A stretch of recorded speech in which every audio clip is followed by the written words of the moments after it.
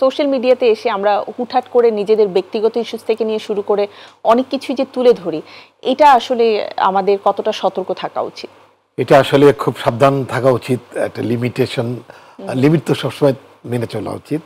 আর সবচেয়ে বড় বিষয় হলো আমরা একটা মোবাইল ফোন পাওয়ার কারণে আমরা কাউকে আঘাত করতেছি, কাউকে হাহা রিয়াক্ট দিচ্ছি, একটা বাজে কমেন্টস করছি, এতে তার ক্ষতি হচ্ছে, সমাজ নষ্ট হচ্ছে।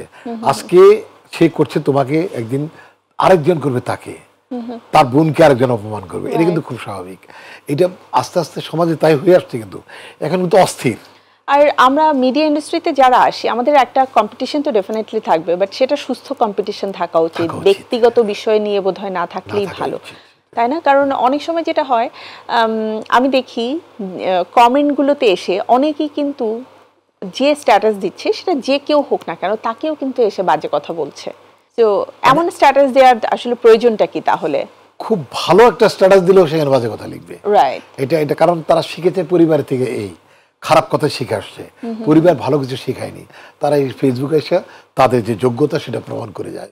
যখনই তুমি একটি খারাপ আচরণ করবা বা তোমার সংসার থেকে একটা খারাপ নিউজ বেরিয়ে আসবে, তুমি অনায়াসে তোমার ভক্তরা আঘাত পাচ্ছে। সেটা তোমার যারা ভয়হার্ড লাভ করে তারা কিন্তু খুব খাটো হচ্ছে।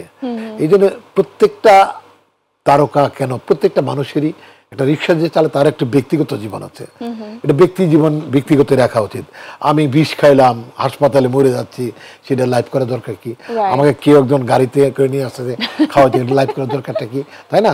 প্রত্যেকটা জিনিস যেন লাইভের জন্য অস্থির। ওয়াশরুমে গেলেও লাইভ করবার কদিন পরে মানে যত দুঃখ সব লাইভে এসে বলা, যত আনন্দ লাইভে এসে বলা, এতে প্রাইভেসি নষ্ট হচ্ছে। তো এগুলো তো রয়ে যাচ্ছে, নেক্সট জেনারেশন আসবে না, তারা দেখবে না।